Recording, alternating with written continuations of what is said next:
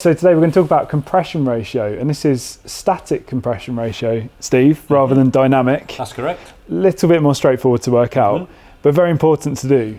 We knew all the calculations, but actually writing it down and putting it up on the screen, it always becomes more complex. Yeah, exactly. So first part today, we're going to look at the ringland volume. Okay. And then we're going to look at the top of the pistons.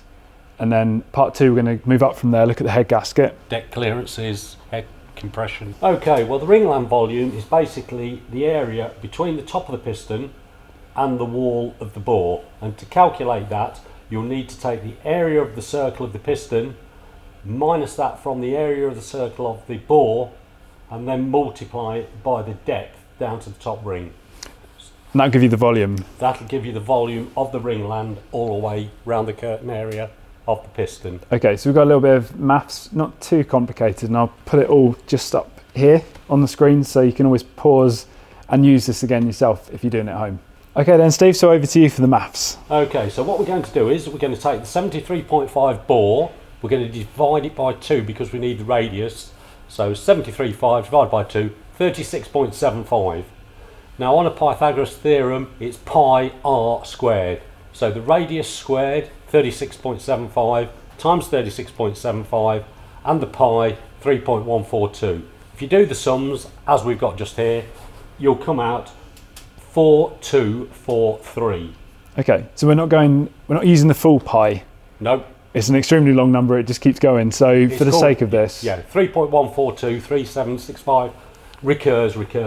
So we'll just work on the basic 3.142 for pi. Yeah, okay. Okay, so we've got the bore area, which is 4243. We're now going to do the piston area. Now this is slightly different because most people think a piston's round. It's not. It's larger here than it is here, and it's also a lot smaller here than it is here. So it may be 73.5 here, but just here it's actually 72.8. Divide that by 2 because we need the radius. Oops, 36.4. Okay. Now we're going to do the same again. 36.4 multiplied by itself and then multiplied by the pi, which is 3.142. That will give us 4163.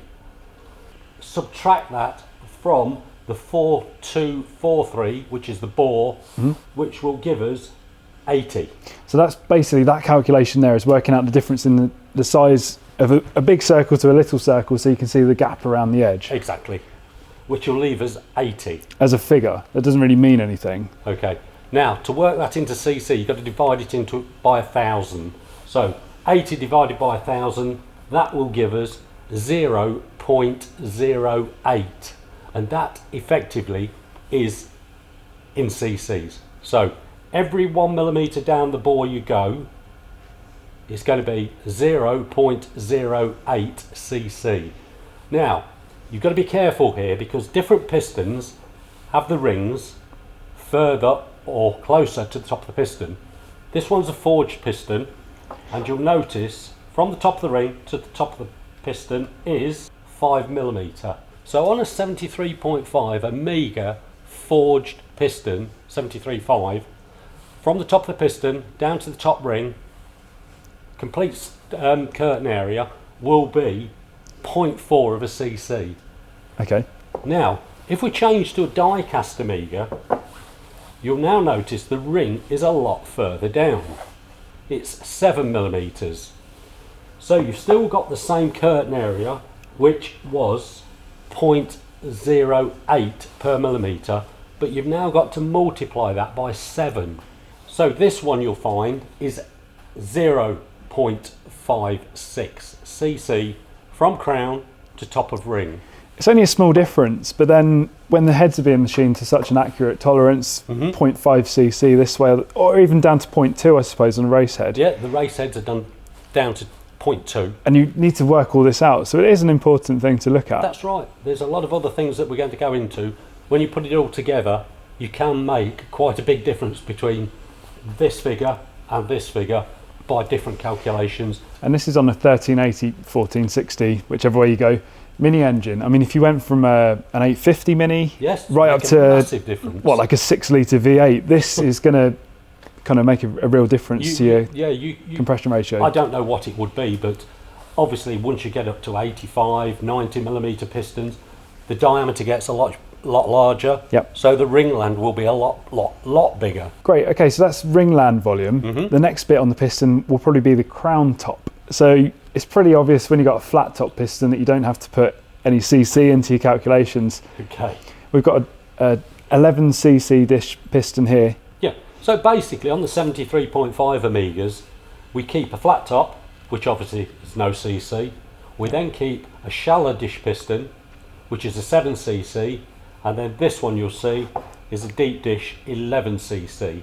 So these will all be worked within the calculation when we go a little bit further next week. Easy enough.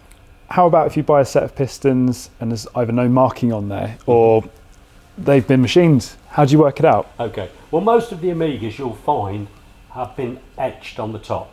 1003/11, and the 11 is for the 11cc. If you buy a second-hand set or something like that, they could have been skimmed. The dish could have been deepened. So what you need to do there is check them with a burette and a piece of perspex.